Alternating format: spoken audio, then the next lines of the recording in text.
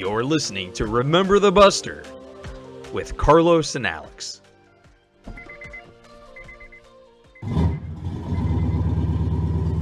Hello, folks. On today's episode of Remember the Buster, I am actually going this one solo.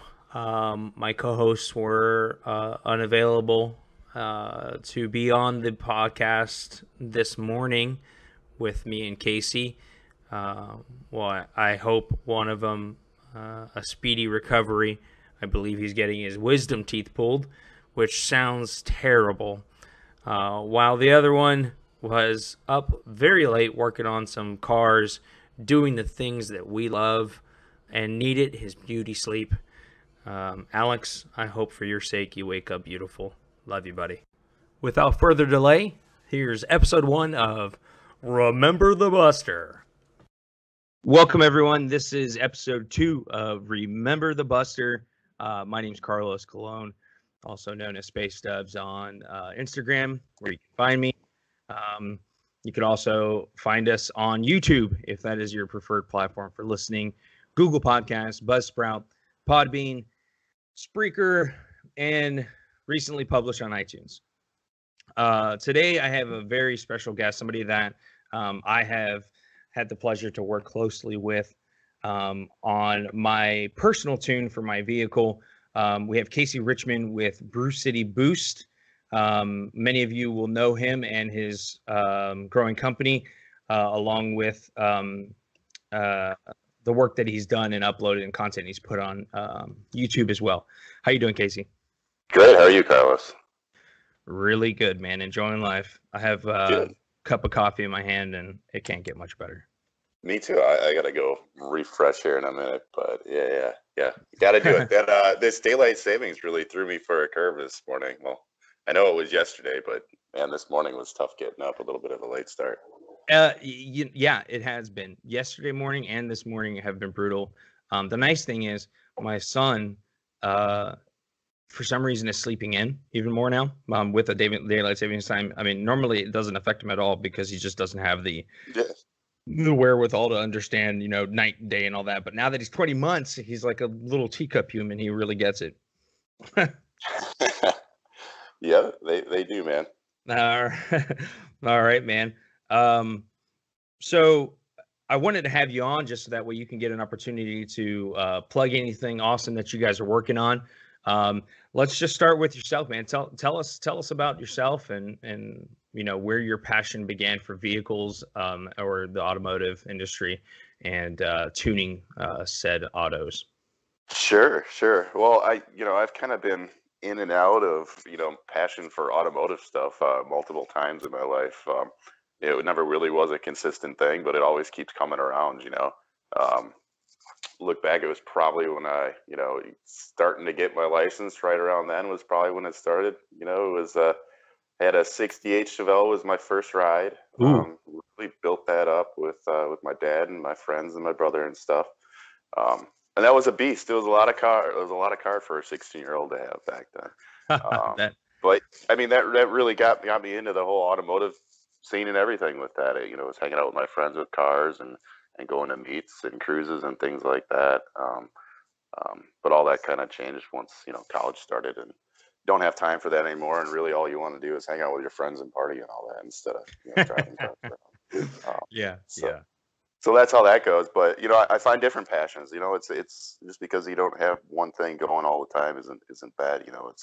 I seem to bounce around a lot on things that I like to do, things that I like to be involved in. It's there's really only a couple of consistents that really stay with me the whole time. Right. But yeah, I mean, passions change. After that, I started getting into music and music production and all that kind of stuff, and that was great. And went and got some degrees on that. And after that, I started getting more into electronics and engineering, and finally cars came back around for me. And funny enough, the vehicle that kind of brought it all back to me was a Saab. Very strange. It was I tried to see how that happened. I had the crappiest Saturn or something at one time. I was working at GE Healthcare, and I really didn't care too much about cars at the time. It was just it's working my career. Hey, this is going to be great. I have a great life going forward. And Yeah, little did I know.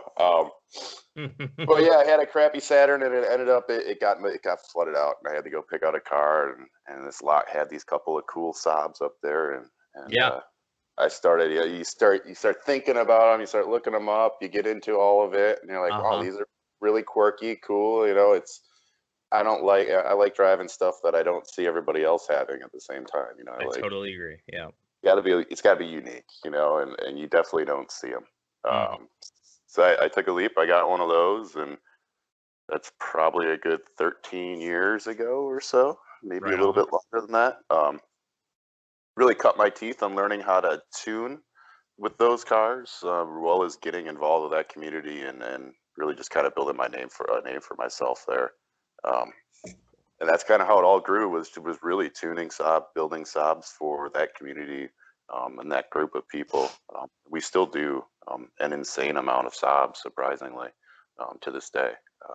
I mean, we have a very large global presence with those, in at least 30 different countries with tuned Saabs.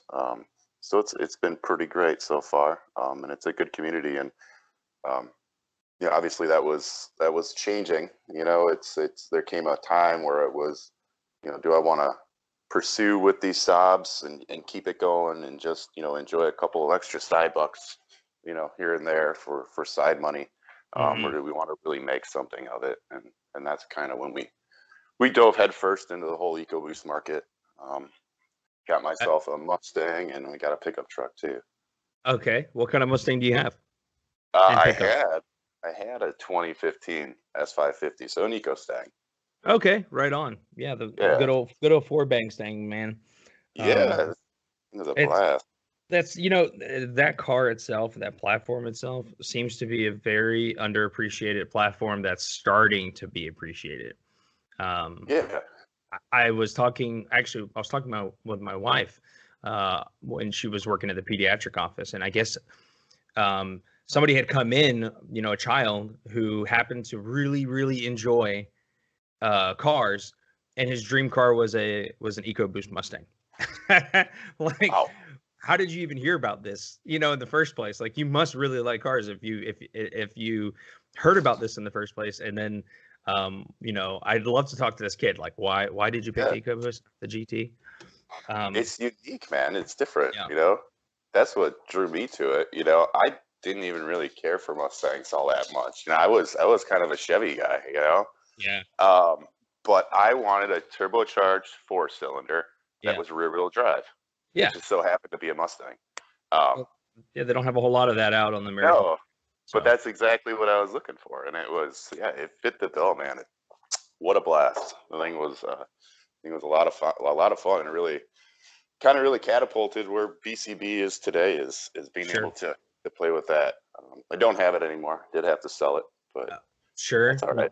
They run their sometimes they run their course, and sometimes you just find something else you want to mess around with, anyways. What kind of truck are you running? So now I've got a 2018 F-150. It's a 2.7.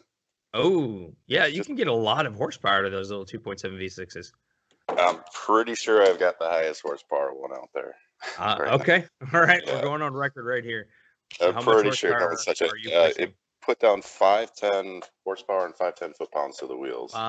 Okay, that's Yeah, that's that's a lot. I mean, how are I haven't seen anybody above say 420 or 430 on those yet. right, right, and Yeah. and you're doing that with your same tuning philosophy that you have with EcoBoost, or are you finding that you're having to change it up a little bit with the 2.7? Yeah, I mean it's the tuning method and the strategy and how you go about it. It's not really all that different amongst, for the most part, any EcoBoost car Mhm. or truck. They all follow the rough same logic. Um, Sure. so yeah, so building tunes from one to the other is somewhat trivial, although you got to know the differences between them. But yeah, I mean Sure. it's full E85 and then slightly upgraded turbos. So I mean that helps. Right. Uh, You have the drop-in turbos. Is that what you're using? Yeah, so we work with a company called CR Performance, and they're Hmm. up in Canada. And we've been moving quite a few of their turbos. They do upgraded turbos for all the F-150s right now. We're looking at a potential for a Focus RS upgrade. Although that market is already flooded with options, and then also Yeah, looking at yeah. Raptor upgrades as well. But yeah, it's an upgraded compressor wheel and a hogged out housing. That's pretty much it, as well as a rebuild. Sure, sure. They're apparently they're going to be adding. We talked about this on the last podcast. A middle tier Mustang, and it's going to be an EcoBoost, a 2.3, as far as I know. A middle tier. I didn't know that. Yeah. Like, well, it's kind of halfway confirmed and halfway not. If you see their sales lineup, Ford sales lineup, you can actually find it if you just Google it. I'm sure. Yeah. For 2020, they're looking to they're giving bigger injectors that are capable from factory of utilizing E85. Okay. And then also, details are not very clear at this moment, but they're looking. They did put horsepower numbers down, and they're looking more around the 360. Well, that'd be great. Yeah. I mean, it's interesting that they're going to offer the 310, the 360, and then they're going to offer the GT. I'm a little skeptical whether or not they're actually going, if this is actually going to happen and not just a pipe dream, because that's going to compete directly with the GT. So the low tier and the mid tier are the same base motor, and then same base motor. So I don't necessarily. Yeah, that's the thing is I don't know if they're going to be putting the larger turbo from the Focus RS onto the vehicle with a more efficient intercooler, or what are they doing? What are they doing to be putting 360 to 365 to the crank? I'm definitely interested to see it roll out. I think that's great. I mean, you're looking at basic tune only type of mods or gains basically there. Right. Which is great. I mean, that really helps. But I think they got to drop one of these turbo V6s in there instead, man. I agree. That would be the tits right there. It would. I feel like they would market it similar to they are the GTs. It's going to be probably this close to the same as MSRP at that point, because its direct competitors are going to be the Stinger, and various Audis that have a twin turbo V6. It'd be better in some sort of all-wheel drive platform. I think I'll compete with those. That's the other thing, is they're also looking to manufacture a 4-door Mustang, which I've heard rumors of that forever, but I don't. Yeah. Well, I mean, there's been a lot of mock-ups as far as ideas from it, and Ford has teased just a silhouette of this Mustang inspired. Essentially, I think they're pushing it more of as a Mustang inspired crossover. Which if the mock-ups are accurate, you're looking at something that looks a little more like the Charger, which I'm not really happy about. I'd be okay with it as long as they made it a wagon. God, that would be fantastic. I love wagons. That's for sure. Me too. That's a market that is underappreciated. If there ever was one. Get my wife one right away. Yeah. A wagon, and as long as they offer a 6-speed, I'd be very happy with it. Oh man, I'd love to say that would happen, but fat chance. Yeah. No, they'll just slap their which is it's a good automatic transmission that they use now in their vehicles, so you wouldn't lose out on much. The 10-speed's sick, man. Yeah, that's great trans. I haven't had the pleasure of being able to drive one yet. I'm a purist when it comes to these cars. Like, I've never owned an automatic. I've always owned standards. In fact, I've had options to buy some really awesome, vehicles. But when it comes down to it, if I look inside the car and it has an automatic transmission, I'm just like, what? I do not care about those, few tenths of a second faster in a quarter mile or 0. It's close. It's closer to like half or 3/4, but. Oh, well, even still, I don't care. I like banging gears, man. I hear you. I did the same thing when I was looking to buy my Mustang. The guy's like, here, check this one out. And they're like, fuck, that's automatic. Dude, you're wasting my time. I told you it had to be manual. Well, I didn't know enough then about, Yeah, the about trans. how much faster the 6 speed was and how much better I could do at the track that way. Yeah, But hey, that's life. yeah, It it sure really. was fun. Yeah, I'm warming up to it. I'm warming up to the automatic idea, just because I'm seeing so many different cars. I mean, even the new Supra is only coming in an automatic transmission that supposedly it's capable of doing sub 5 seconds 0 to 60. So, um, out of 335 horsepower, that's pretty impressive. Um, moving along here, man. I mean, how did you get involved with Brew City Boost? Was it, I mean, it sounded more like it was kind of a passion project, but how did you end up deciding, well, you know what, we're going to call it Brew City Boost, and this is going to be our business, strategy, and this is how it's going to roll? Or was it something that just happened organically that you just kind of fell into since you were already doing it anyways? My business strategy is to get up every day and kick ass, man. There's really nothing out there written down. Okay. You give it all I got every day. Right on. Don't make excuses. You know, yeah. I mean, that's really the best way to do it. For me, but it's all organic. I mean, to the question you had asked, yeah. I mean, it's Yeah. been nearly 99.9% organic. I had a full-time job at the time, and my business partner today, Kelly Chapin, Yep. we were working together at that time, and we were working on some projects, on one project together, and that's kind of how we started getting talking about cars. And then I Yeah. was selling these tunes on the forums, and like people would come in, or I'd get orders in, and I'd talk to Kelly in the morning, and be like, dude, I got like 5 orders for tunes last night. Like, I don't know what's going on. I'm not even trying, and Hmm. people are buying all this shit, and now I've got disposable income to use at the end of the month and stuff like that. And Kelly Oh, and I started nice. talking. We're like, yeah, let's you could really turn that into something. Why don't you be? He's telling me I got to build a website. I could support all that, and Yeah. I know myself really well, and that's not something I'm good at or really want to try. Although I will. It's I guess I know my limitations at some point, and Yeah, you so gotta. yeah, Yeah.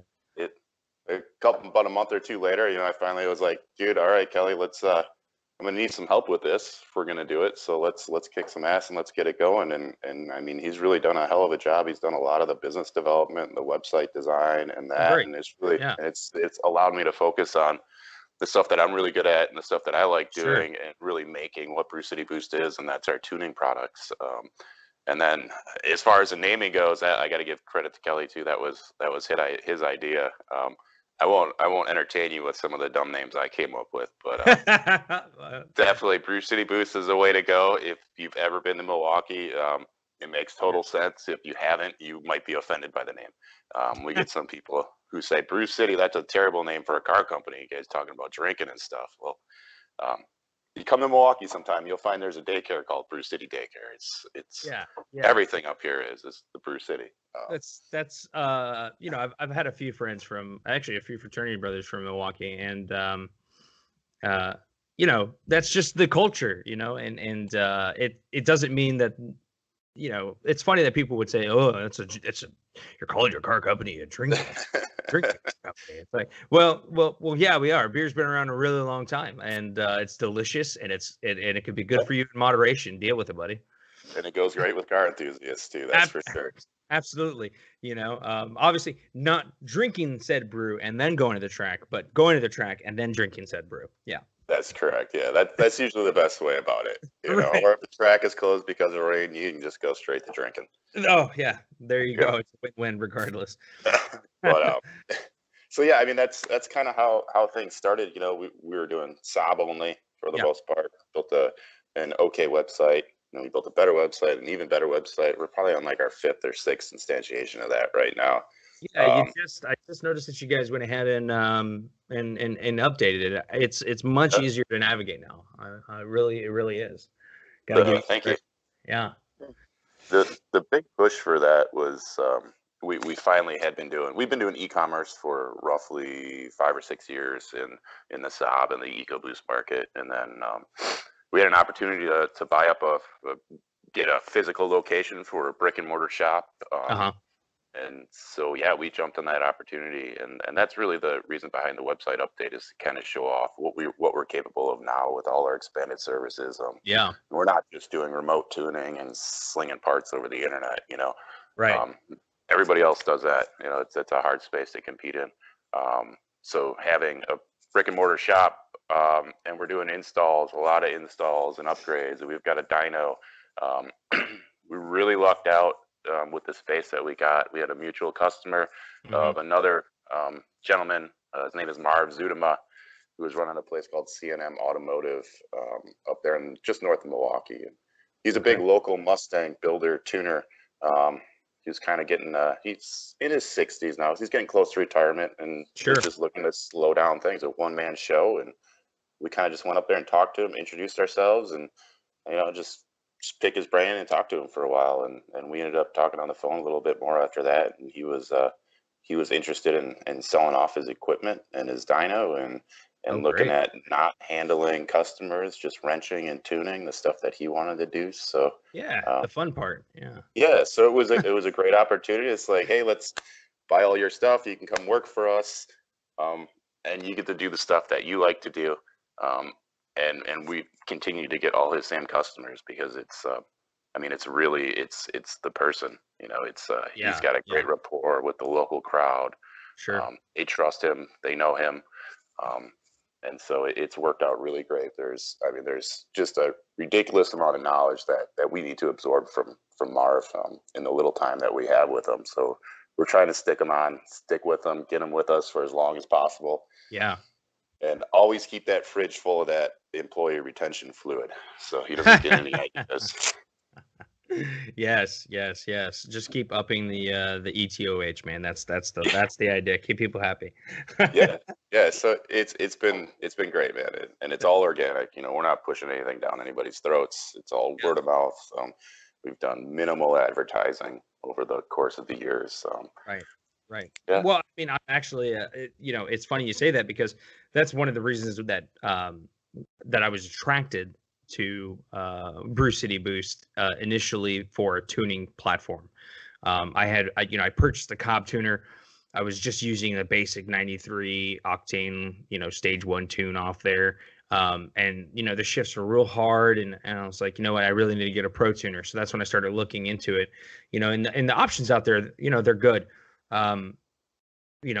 But for some reason, I think it was likely the name, me being a fraternity, man at heart, and the fact that it said Brew City, I was like, okay, I can get along with these guys on an ideological level. I'm sure that this will work out, for the best. And I like that you guys, the marketing has been very subtle, but you're still growing, and you're growing through, it seems like, word of mouth. Josh Parker had nothing but high things to say about you guys. And this was before you guys were even using, the Cobb tuner access port as a platform. You guys were using the SCT platform primarily. Yep. And his words exactly were, look, if you want to tune on the SCT platform, you have to go with Brew City Boost, period. So that's great words. Yeah, man. I mean, it pushed me right towards you guys, and I did my own research, and what you guys are making is definitely taking off. So, that hard work of kicking ass every day is, paying off, man. Thank you. Yeah. And got to thank Josh too, because we've been in contact with him for a while. I've been working with him on stuff, and that's part of it. It's not just we're here to sell everybody shit. We want to be part of the community and know what's going on, and really feel what people are after, where their pain points are too with their cars, and what they're looking to do with them. Working with other people who are into it, like Josh and other places, that's really the best way about it. It's a good community. Keep it that way. Keep it strong. Absolutely. Good positive way about it. Yeah. The car community can be very, at times it can be a tough nut to crack, but once you understand it and you're in it and you're involved with it and you know everyone else and you're starting to almost like work on like a grassroots campaign, it's very welcoming and warm. Yeah, in such a brutal industry, It Yeah, very much is. Yeah. for sure. Um, well, we talked about how you developed, how you and Kelly. excuse me, Kelly, developed the brand, in your a little bit of your philosophy there, as far as business ideology goes. What about tuning? What's your ideology there? I mean, is that as I mean, there's it's got to be something that takes a certain level of skill. Otherwise, every Joe Schmo would be throwing pedaling tunes out there. And that doesn't seem to be the case, especially with the EcoBoost platform. The Saab platform seems to be like a Turbo 4 platform as well. Yeah. And so, what's your, I mean, some tuners are out there, cranking the boost up to 24, 25 PSI, something just silly. And that's essentially it. They're just really just Yeah. jacking that boost up and preventing any kind of detonation. What's your I mean, philosophy? they're giving the customer what they want to see, which is high boost numbers. Because I Sure. mean, for the most part, that's what people care about. Right. It's and I get it. It's undereducated on how everything works, and Sure. that's not really something that's going to change overnight or change at all, really. Right. So it's for the most part, it's making sure we talk to our customers. They understand our how we like to do things Sure. and what our thoughts are and mentalities. And I mean, so first step, I'll say tuning is I mean, it's not rocket science, man. I certainly don't have any real like professional training in the background. Everything that I know is self-taught, trial and Okay. error, figuring out how things work. I've got a good base. I started with a good basic understanding of the fundamentals of how engine theory and all that works. I mean, Yeah. sure, it helps that I've got a good background in software and firmware development that Sure. I can understand logic flow and how the electronics and things are going to function together. Right. So that helps. But um, yeah, I mean, as far as tuning goes, I'm not all about boost. I like boost, but as far as when it goes to boost and when I know I've got too much boost or not enough, um, years ago, I came up with an idea of having, depending on whatever octane fuel somebody is on, this kind of Mhm. dictates on how I do like an octane specific tune. If it's 91 or 93, or I mean, some of the trucks we do will do 87 or 89, which I have my own opinion on that. But again, some people want it. Right. Uh, Right. but it's about hitting a minimum spark, right? So as you're Right. increasing boost, you're also increasing your cylinder pressure, and the same thing happens when you advance your timing. You're increasing cylinder pressure. Your cylinder is only going to take so much based on whatever fuel is in there. So cranking up Sure. your boost to 24 psi, well, that's awesome and stuff. But now you might be running, your spark may be happening after top dead center. You might be, -2, -3 degrees before top dead center, or 2 to 3 degrees after. Um, Right. which really doesn't do a whole lot to contributing power. It does a Sure. lot to contributing heat, and losing efficiency. So Right. I've for each one of these models, I have for the Mustang, for the F-150s, I've got a minimum spark advance that I want to see. And if I'm not hitting that number, I'll bring your boost down. If we're at 20 PSI and we're Sure. hitting 1 degree of spark, sorry, I'm going to drop your boost down by a PSI, see where Sure. that puts spark. And that's just, I mean, that goes into longevity, it goes into health of the motor, Right. and just really a better product, Yeah. overall. Yeah, it's no one's going to be out there bragging about their 24 psi, but that's not what matters. Let's look at Right. dyno numbers, look at track times, and let's ask the customer how happy they are with how it performs. Um, that's really what it comes down to. Absolutely. I Yes. I couldn't agree more. Um, so speaking of boost, on a personal vehicle, I mean, we already told me which vehicle you're running around with the 2.7 EcoBoost. Um, if you could right today, somebody just said, "Hey, here's 30,000, here's $40,000, go buy a car." Would you purchase a turbo or a turbocharged vehicle, or would you be playing around with some naturally aspirated instead? I'd go with a turbo. And the reason? Just a lot more potential. Sure. I can't leave something alone, Um, Right, right, right. yeah, I mean, NAs are great. They make a lot of good base power, but I mean, it takes a lot more money to get Yes. more out of it. And again, I like computers. I like electronics. I like being able to Sure. to do that kind of stuff. Yeah, I can wrench and put some mods on things, but I can flash a tune and add an extra 100 horsepower. Yeah, that's the kind of car that I would go with. And just the drivability fun factor that's involved with that is a lot. Oh yeah, the second the turbo spools up, it puts a shit-eating grin on your face. So it's hard to argue with that. Yeah, we did a what was it? It was a 2003 Focus SVT, believe it or not, and the guy had a 64 millimeter turbo on it. Okay. So the power band on that thing was about 700 RPM wide. Right. But goddamn, did that put a smile on your face? I mean, for sure. It was a dog until about 5,000 RPM, and then Jesus Christ, just a shitload of fun, and then and then it's time to do it over again. It's a perfect example of what the turbos do. Yeah, totally, man, totally. It like speaks to our inner Paul Walker. The second you squeeze, he squeezes the nitrous button after shifting his 30 gear Eclipse. It definitely does, man. Holy shit, let's do it again. Yeah, pretty much. Right on, man. What about superchargers? What are your thoughts on that form of forced induction versus a turbocharger? Is that something that you would consider working with? Oh hell yeah. And I mean, what everybody sees of us doing our EcoBoost stuff right now. If you were to do our shop, you'd be like, you guys touch EcoBoost? Because it's literally full of Mustang right now. Right. And V8 Mustangs. So sure. Fox bodies in there. We've got a 1200 horsepower GT500 in there. Yeah. So the GT500 has a Kenny Bell. We've got a Paxton Charge one in there. We've got a Roush car in there. I know we've got some other. We do have an EcoBoost Mustang in there that's got a 67 millimeter turbo on it too. So yeah, there's a lot of Mustangs that we're doing right now, and the majority of those are supercharged. And yeah, I mean, for those cars, you're talking a V8 car like that, I'd probably do a supercharger as well. For sure. Not only when you pop the hood is it impressive as hell to look at. Oh yeah. But the noise they make is just sick.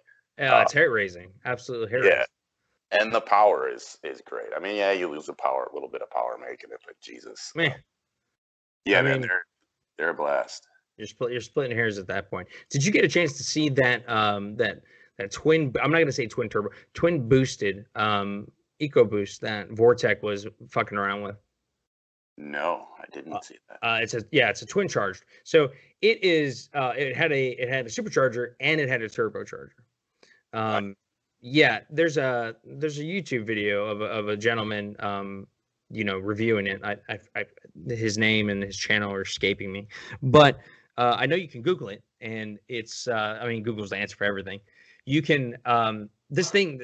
Speaking of noise, the noise that came out of this thing was absolutely ridiculous.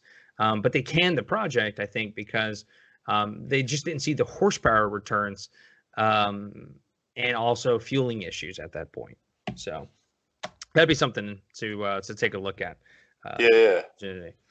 I've already punched it into Google. yeah, it's pretty amazing, man. It makes you want to do it to your own EcoBoost. Sure. But for me, I'm afraid blowing up the motor and then having a Flintstone car, as opposed to my beautiful Domo. Yeah, I mean it is unfortunate that these 2.3 motors are not as robust as they could be. Yeah, totally. I think everybody wishes they were. It seems like the rest of the lineup of EcoBoost motors are stout as hell. Yes. But not so much the 2.3. Not the 2.3, not at all. Yeah. I'm really hoping in 2020 that they beef it up a little bit. At least put the RS rendition of the 2.3 into the Mustang than what they gave us. Okay, so what does your daily routine look like? With Brew City Boost, when you roll out of bed, obviously it's shoo the kids out the door, get some coffee in your veins. But what's your day to day? I mean, is it as exciting as everyone would think it would be, or are you sitting behind the desk, a la Office Space, for a little while? Yeah, I mean, most Mondays are for the most part that. Yeah, Mondays kind of obviously get the kids out of the house, get to work, and all that, and Yeah, then it's figure out where the hell we are, where the hell we left off. I've, sure. ever since we had the shop, it started our we do Monday morning stand-up meetings, spend 15 Oh, minutes at the whiteboard, go over all the projects we have going on, talk yeah, about where we are, where we want to be with them, what we need to do, any loose ends, just so everybody's on the same page. I mean, yeah. it helps so much. I spent more than enough time in corporate America to understand all the bullshit, but also that these things help. And they do help. They do help, and it is certainly a whole lot of horseshit. Yeah. I dabbled a little bit in it, working for my fraternity, and I love them to death. Everybody that I worked with is fantastic. But I worked with the West Coast region of people, and those kids are not up at 7 a.m. Eastern time. Like they're just not. But for Yeah, some no, reason, I had you're to be right. in the office at 7 a.m. with that meeting, falling asleep. Yep. Yeah. Got to do that. You got to find out where everything is, and then I mean, we not only do that, but we're also look for opportunities too. So we'll make sure everybody who's talked to somebody the past week that has a potential for a build or something to bring money into the shop, basically, is what it comes down to. We make Yeah, sure that gets up on the board, a name, everything gets an action. Hey, I'm going to do this. You're going to do that. You're going to do this. So yeah, so we've got action items out of everything, and it seems to work pretty well so far. And we're just doing it once a week. But that's kind of the basic Monday morning, and then it's also catching up on emails. sure. Sunday nights in front of the couch, I'll probably do 10 emails, 15 emails, or something like that. Just kind of get started on it. At least get a view of where it's at, so I don't come in Monday morning and be like, oh shit. Totally forgot about this or that, or Yeah, left this yeah. guy hanging, which does happen, Sure, unfortunately. it's something you can't avoid. Hey, have you Yeah, had a chance to pull up that video on this twin charged Vortec motor? no, I haven't. I'll pull it up though. Let me see if Uh, I can actually get this audio loud enough for people to hear this. And yeah, actually, it's Donut Media. yeah, that's what I'm looking at right now. Donut Media. Yeah, they put it out. What's up, you jabronis? Yeah, Jabra.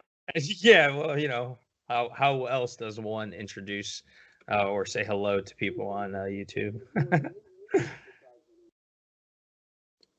Did they say what it made for power at all? I think they do talk about it a little bit. I wish there was a transcript for it, but it's my understanding that it was not keeping up with the Coyote, and Yeah, I think that's why one of the reasons why they canned it was it just was not competing, so it didn't seem to be something that they were going to be able to make a whole lot of money off of. Like people were not going to want to do it.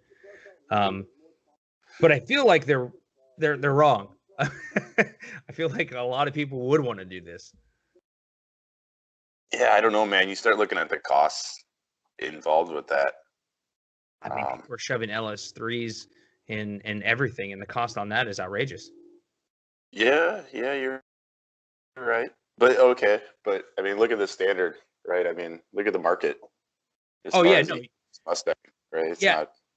Oh, it's not happening. I mean, most people that are buying the eco. Well, I can't say that. I cannot say that. It Yeah, it's not used for to be sure that. for everybody, but the Yeah, majority yeah. is going to be. Go ahead. I was going to say, majority is going to be younger people Yeah, who may, just maybe out of high school or in sure, college or just starting their career or something like sure, that, and sure. they necessarily don't have 5-10 grand to toss at upgrading their car. Totally, Um, totally. I mean, it probably just wasn't a viable product again that they're going to make money off of. So I totally understand. But I mean, if somebody like myself was to knock on their door and say, "Hey, Vortec, I really want to shove a supercharger in my car," say dirty things to them, I feel like they would probably. I hope they would oblige me. yeah, yeah. You'd have to dirty it up a little bit more than I that. Maybe they'll right, take. Yeah. right. Try to make it as sexy as I could, I guess. Yeah. Well, I Um, look at the price of normal turbo or supercharger kits, and I mean, you're looking 5, 6, 7 grand oh, just to easily. get in. You Yeah, know, easily, so easily. I mean, I imagine it's the same lines for this one. yeah, more than likely. It'd be such a niche market that it probably just wasn't going to take off. But I mean, I will tell you, I've dumped close to, I won't say $6,000, but I've dumped a lot of money into this car already. So I mean, I'm already balls deep in, Yeah, money, yeah. debt, whatever you want to call it. Just don't think about it. Don't add those numbers up. Everything will Right. be fine. Yeah. There you go. Yeah. Just look the other way and enjoy the car. Exactly. Keep your eyes on the road. That's going to be the phrase. Right on, man. Well, do you have any advice out there for listeners, people that are tuning in, or anybody that's following you so far? I mean, any advice when it comes to tuning these EcoBoosts or tuning these Saabs? Where do they start? Any advice? Well, first I got to thank our community and everybody who's been there and supported Brew City Boost. It's been fantastic so far, and without that community, without those group of people, we would be nothing. We would be nowhere right now. So that's really a huge thing, and I certainly appreciate it. We definitely appreciate it. As far as tuning these things, we get asked this, 100 times a day probably. And it's never an easy question to answer. However, the best way that I can explain it to people is pick up the phone and call all the shops that you're interested in. Sure. Talk to the people there, talk to the calibrator there, pick their brain a little bit. Yeah. Find it's kind of the same thing that you had asked me, find out, what their strategy with tuning is, Sure. how they like to do it, what they think their gains are. Yeah. Don't worry about it too much at the same time, because these tunes are cheap.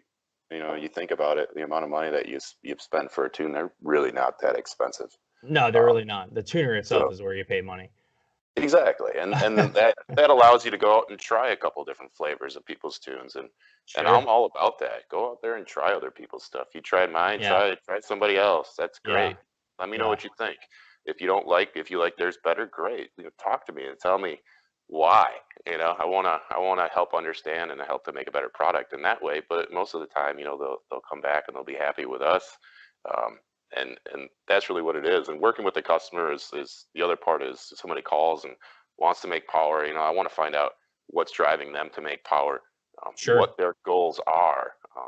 I want to deliver a product that fits their goals, not what I think they should be running. Absolutely. So it's not everyone gets like a balls out race tune, like some places will just send out hottest shit ever. No, not at all. Yeah. Some people want modest gains and some passing power. Sure. Okay, we can do that, and some people want to go out and race and kick some ass. And again, we can do that. So it's all about what people want, talking to your tuner, making sure there's a good conversation, good lines of communication there. Again, tuning, there's a lot of very talented people out there for tuning. So finding somebody who can write you a tune that's capable isn't that tough. It's just whether or not they can write it to be capable for what you want. Sure. Maybe that their ideologies line up with your goals. Is a good place, to good way to summarize it. Okay, man. We typically close out with some, just stupid questions, maybe something that's never, that's just not going to happen. I think last time it was, if you had a garage and unlimited money, but you could only fit 3 cars in the garage, and you had to only pick 3 cars, which cars would they pick? I'm gonna ask you that. That's a pretty hot one.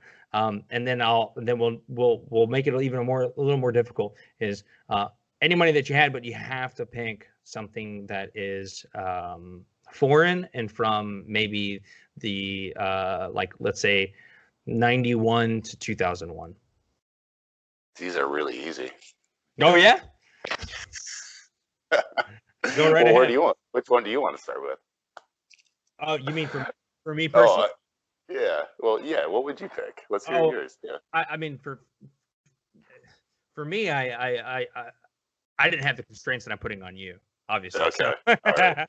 so I mean, I had picked an NSX Type R. I picked a 99 Integra Type R, and I picked a Porsche, an RS, I believe.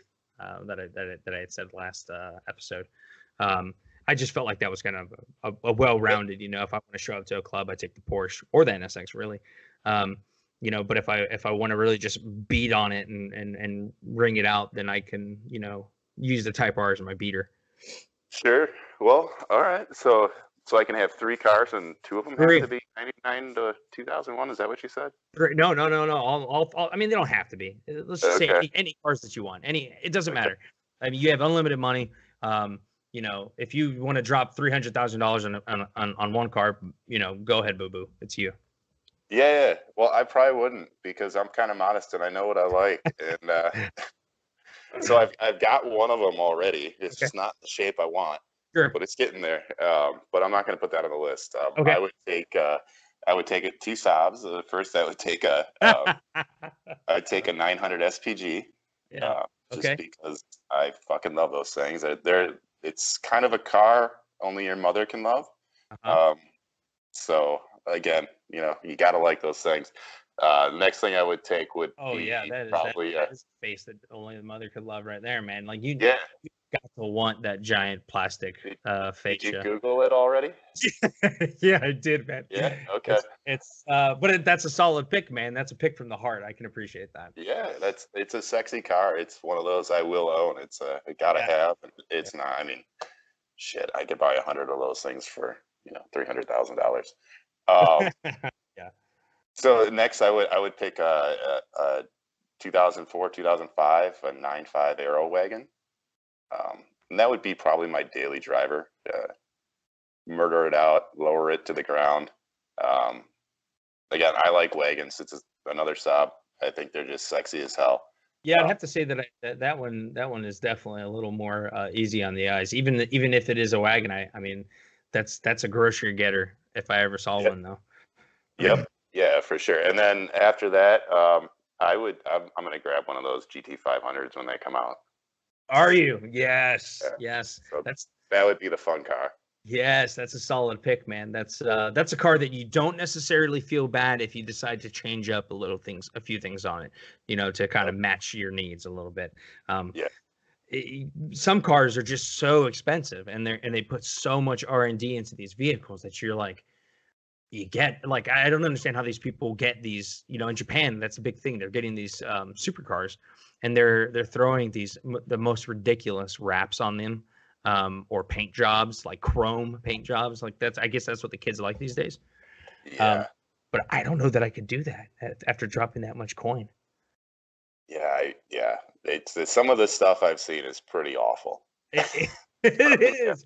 It is. Yeah. Tire stickers. I was showing my wife a YouTube video last night on tire stickers. Don't do that. I would never. I just wanted to see what my wife would say. You know, if she was like, "Oh yeah, that looks pretty cool, Thudie." You know, like I just wanted to see. My wife doesn't have a list, by the way. Yeah. But yeah, even she agreed. It was like, yeah, it looks a little pretentious. Like, why would you glue stickers on the tires? Like, you're not on the racetrack. Stop it. Yeah, I don't get it, man. When I was in high school, it was cool to have your white letters out, and then it seemed like it went away, you know? Yeah, it did. And now it's like, no, not white letters out. Let's glue these fucking 1-inch tall fucking letters on the sides of your tires. Yes. I mean, they just look weird. They do. No one can get them on straight. No, never. And then they just turn into like this faded poo color after time. Yeah, they do. Or one letter will come off in an automatic car wash or something like that, and they're too lazy to take everything else off, or they don't notice it. Yeah, and it's like it looks okay for like a week when you first get it, and it just I mean, doesn't somebody make like a paint you can just paint in the letters that are existing on your tire already? That would be a far preferred way to do it. They do. It's funny though, because if I did that, my broke ass had to. I got caught a nail in a tire recently, so instead of waiting for the right tire to come in, I was like, dude, just give me one with an overhang, you know, like just that'll match, you know. So I've got 3 of the same tires and then one just random, you know, brand out there. Yeah, like Continental, Goodyear. Yeah, yes. I am the epitome of penny pincher these days. But Underglow is another thing that's made a big comeback. I was at a meet I want to say, I think it was last month. Yeah, last month with Josh, and everybody has Underglow. Even Josh is Underglow. Really? Yes. Oh, have you seen the RTR like lit up? I mean, he has a plethora of colors to pick sure, from. I've seen it. Yeah, we do a shitload of trucks, so it's rock lights with the trucks, and I just can't get into those. I can't either, man. But I think we're part of the not old school. I can't say old school.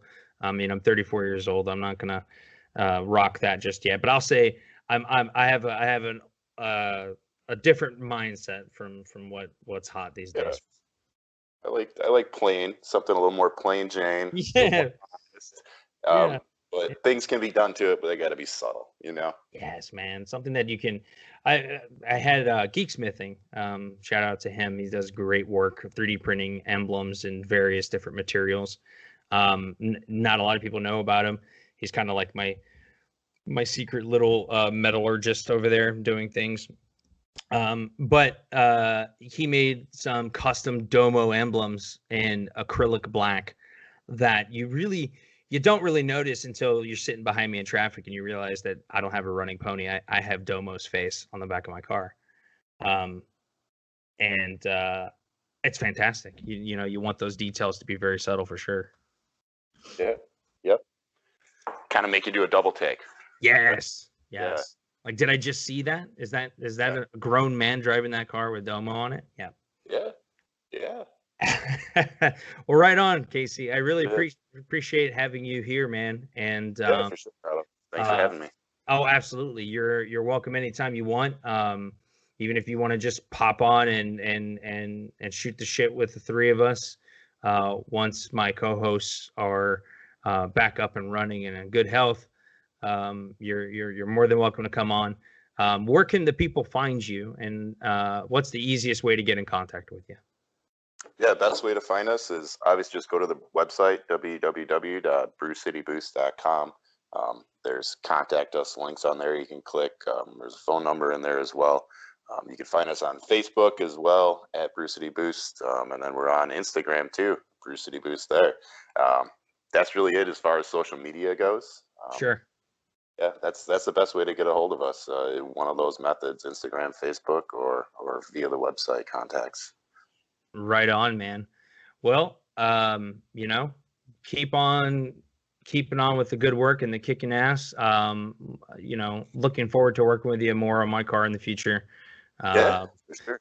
And we'll go big turbo at some point. I'm just because I keep messing around with all these silly little we'll do meth injection, we'll do E85, which it's all viable, but in reality, really what I want is auxiliary fuel system and a bigger turbo. You're gonna need all that when you go to a big turbo anyways, so exactly. Build it up over time, and then and then blow the motor up. Yes.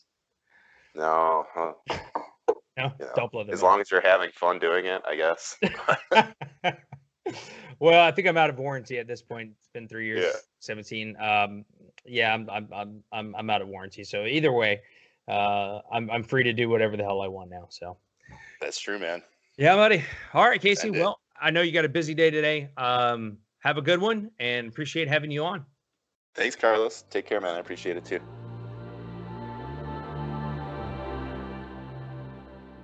I would rather walk into an insanely stinky bathroom that you end up trying to mouth breathe in, but then realize that now you taste the shit that's in the air, than put pineapple on a pizza.